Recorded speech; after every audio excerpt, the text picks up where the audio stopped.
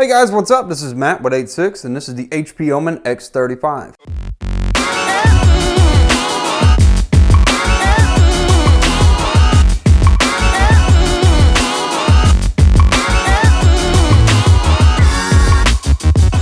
The HP Omen X35 was announced at CES 2017 and it was a showcase piece in their booth. It's a very nice looking monitor, I will give you that, despite the fact that I had some minor issues out of the box that I will discuss in this video. We're looking at a price point of $1,300 or 4 Nintendo Switches, if you will. So that's something to consider. If you have that kind of money that you're looking to spend on a monitor like this may be a contender in the marketplace that you're looking for. It aims to directly compete with Acer's Predator line, the X34 or even LG's UM34. So consider that as well. Now, what are you looking for as far as card power? This features G-Sync. So if you're looking for something with FreeSync, you may want to go and look a little elsewhere. I'll try to post some stuff down below if you're interested in FreeSync stuff. But as far as this monitor, it supports and features G-Sync technology for a crisp, awesome, motion blurless, buttery smooth gameplay feature. And that brings me to something that I need y'all to decide for me down below, because Laura thinks that she should get this monitor on her desk because she runs GTX 10 series cards while I run AMD cards. And I'm conflicted about that, so be sure and post down below and let me know what you think, because I think this monitor belongs on my desk. I'm the one that does the work. I'm just saying. I mean, she does things, but does she need an ultra-wide monitor to do things? Do I need an ultra-wide? I'm just saying, if you feel like posting down below. Who knows, maybe she'll come home and find out that she has AMD cards and I have GTX cards. So that's something to consider as well, that I'm going to let you guys decide who gets to use this monitor. Now, this monitor was graciously provided to me by Newegg for a third-party unbiased review, and that's exactly what it's going to get. There's a few things that I take issues with, including when I got it out of the box, I peeled the manufacturer sticker off, only to find that some of this anodized aluminum bezel down here peeled off some of the paint finish with, or the anodized finish with the sticker itself. For $1,300, I don't expect that, and I expect a lot better from HP. Now, the Omen lineup has typically kind of struck me as overpriced. It's a collaboration with SteelSeries that they started working on in 2016. However, I don't believe that this is anything more than an HP monitor. I don't think SteelSeries did anything with this unless it had something to do with the USB hub in the back. We'll talk about that in a minute. But, you know, when you start looking at things like that, you would hope for a little bit more for that. One of the other problems I noticed, too, is as soon as I got it out of the box, I set it up right, and I lifted it off for that 6-inch height adjustment to keep it at the very top to see if it stayed there. It did not. The monitor weighs a little bit too much and would bring it down just a tad, and I find that frustrating. Like, why is it even an option to be able to go to max height if it slowly comes down? Add cable tension to that and it gets a little bit worse. It pulls the monitor down a little bit more. Obviously, it'll find a nice sweet spot where it can kind of balance itself. It didn't go all the way down, but the monitor will fall a little bit from maximum height distance. They probably could have done a better job with its ability to be tuned, as far as it doesn't need to be so super sweet that it just slides down so easily or slides up. Because at the core of it, it's not a big deal breaker for me. I'm not super concerned with the fact that it goes 6 inches up, 6 inches down. I find a nice sweet spot kind of in the middle. On the back, where on the Acer X34, we used to see something like a handle to make it easier to manage to move it. You could pick it up and move the X34 Predator around. On this one, we have something to rest headphones on. Call me crazy, but I'm not a big fan of reaching over to place headphones on the back of a monitor. If that's you, fine, cool, that might work for you, but there is a headphone mount on the back of the monitor to rest the headphones on if that's what you want to do. You also have a audio in jack on the side over here where you can plug in your 3.5 millimeter and listen through the monitor itself. So that's pretty cool, but it's not a selling feature to me either. The menu is nice to navigate. It's okay. It's a little bit better than Acer's menu, but not quite as good as LG's menu. As I use the UD88 and the UD68 as well as their projectors as well, I like the fact that you have this simple analog button that you can kind of move around on. On this one, you have to open up the menu button and then kind of use up and down to scroll through. One of the other problems with that menu is the fact that they bury features in other parts of the menu, and that can make it kind of a pain in the butt to navigate to find what you want to do. You do have an ambient LED light here to kind of add to your gaming aspect, your ambient LED aspect, and while it's neat, it is not a selling point for me either, because it's one simple light that's about as bright as it gets, and that's pretty much all you get. You can go in there and adjust the RGB settings on it inside the menu on the monitor itself in order to change it, But at the end of the day, there's really nothing awesome about it, and most people will probably default or rather have it off. Branding is not huge on this monitor. There's not a lot of in-your-face branding like we see on the Predator X34. It's nice OMEN for Omen right there, and they got their logo on the base. The base is another thing worth mentioning. It's a large monitor that leaves a small footprint on the desk. Now, if you don't want to use the stand that it comes with out of the box, you have the option to attach it because it is VESA compatible to a VESA mount arm. They even give you a bracket to do so.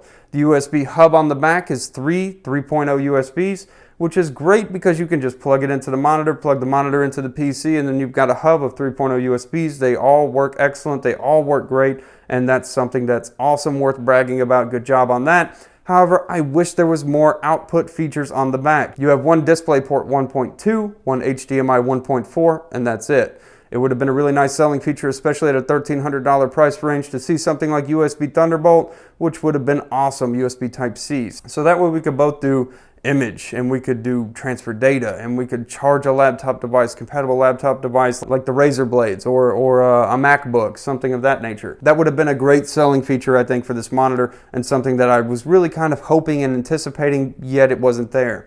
That's okay. I still would have liked a little bit more display out on the back for other things like plugging into other laptops or other PCs, things of that nature. Would have been great to have at least 2 DisplayPort, 2 HDMI ports. However, we kind of didn't get that. We've got 1 HDMI port, 1 DisplayPort, and that's sort of what we have to work with. The bezel overall looks great, and in theory, I imagine it was intended to look even better than it did, because when I pulled off that manufacturer sticker and pulled a little bit of that black finish off, I was highly upset about that, especially for the price that they're going to be selling this monitor for. And I hope you understand that that's a big no-no to me. I did attempt to contact HP and let them know that this was kind of a situation I encountered. I contacted them via Twitter and email and got a response by neither. And that was almost a week ago. So take that for what you will, because that leads me to part number 2. With a $1,300 purchase, you expect what kind of warranty? Probably a better one than they offer. They give you a 1-year warranty on this monitor. We see things like a 3-year warranty on the X34, which makes more sense to me. If you're going to be investing this much money into a monitor, why a flimsy 1-year warranty? Why don't you stand behind your product? Do you not have more confidence in your product? It truly is great, and I've had a great time playing on it, watching the nephews play on it, playing all kinds of games on it. It's just an incredible experience. It really is, with some minor setbacks. I don't understand why we don't feel the confidence to put more than a 1-year warranty on a monitor that somebody's going to invest $1,300 on. So, food for thought. Talking about some other things about it too, G-Sync is great. It takes away a lot of that motion blur. It is a beautiful monitor gaming experience. 3440 by 1440, which is a 21:9 format display. It is amazing. It is incredible. It is great. 1440 vertical pixels is going to be more similar to somebody coming from 2K or up from 1080p. But if you're going from UHD, something that's a little bit bigger, you're going to kind of notice that you don't have that super small ability to see everything. 1440 vertical pixels is loosely kind of closer to that 2K feel, but you get 15% more on each side of the screen, so 30% total more screen real estate. That's great, awesome, cool. And I actually like editing on it, which is probably surprising to a lot of you. An 1800R curve can cause a little bit of a problem with editing, I guess. Now, I use the UD88, UD68 to do most of my editing with my videos, and those are flat panel LG UHD monitors. But when it comes to trying to edit on this, I don't actually have a problem with it. It's kind of fun to watch it kind of go around the curve. I mean, some people out there would be like, how do you edit on a curved monitor? That can't be entertaining or fun. At the end of the day, I don't think $1,300 is a great price for this monitor with some of the out-of-the-box defects that I encountered and the flimsy 1-year warranty. That's something I take issue with. Talking about some specifications with it real quick before we close out and go on to the next whatever I'm going to do tonight. We have 300 nits in brightness, which is pretty bright if you all things considered. It is a bright enough screen to really enjoy. IPS panels are great because you have awesome viewing angles. 1800R curve is subtle, but not too subtle. It's actually kind of in your face, good curve without being too much of a curve. Personal opinion here, you might not like that whatsoever, but that's how it is. 1800R curve, 100% of the sRGB spectrum. That is incredible. That is an incredible feature that this monitor can provide to you. With 4 milliseconds of gray to gray, that's pixel rise and fall time between gray to gray. And if you ask me and you want my personal opinion, which you may not, and I don't care if you do, but I'm going to tell you anyways, measuring things instead of going from black to black or white to gray, things like that, when you start measuring gray to gray and millisecond response time on IPS panels, we're talking about things like sort of fudging the numbers. 4 milliseconds is great, but anyways, 4 milliseconds, gray to gray latency response time, which is amazing. 100 hertz refresh rate, 100 hertz at 21.9 is amazing. I like a lot of features about this monitor. It is big, it is beautiful, it really does kind of drag you into the experience and looks great. If you're playing games that aren't 21.9 format, you're going to have black bars on either side. If you're watching movies that aren't in 21.9 format and are in DCI cinema formats, you're going to have black bars up here, black bars down here, and black bars on the side, and a small screen in the middle. Something to consider. There are programs out there that can kind of make that force stretch, like when we went from standard definition to 16:9 HD formats. That's where they kind of stretched everything and people looked fatter on movies and stuff. More food for thought. 21.9 format is not the mainstream format out there, so we're still waiting for a lot of gaming companies to kind of catch up with games like that, because there are games I play that are not in 21.9 and I suffer from the black bars on the side. And seeing as the vertical pixels are 1440, it's not as good as my UHD monitor would have been. So that's more food for thought. If you're going from UHD considering something QHD, then consider this as well. Guys, I'm not sure if I missed anything, but if I did, be sure and comment down below. Now, I did a good write-up on this. If you want to go read the write-up on it, I covered everything in detail. I seem to articulate better when I'm putting words onto paper more so than I am when I'm standing in front of a camera trying to tell y'all. So if you have the patience or the conviction to read something, be sure and check that link down below so that you can go read all about it and make sure that you can make some sort of informed decision. For $1,300, I think it's a little bit overpriced, and I'd like to see HP bring the price down a little bit to something a little more competitive with the HP Predator X34 as it is on the market right now at about $1,100, because there are some things that are right away problems for me. And they may be for you. Now, it may be specific to the one that I have. You may have no issues with your height adjust. You may have no issues with pulling the manufacturer's sticker off. But these things are red flags to me that I would like to see addressed.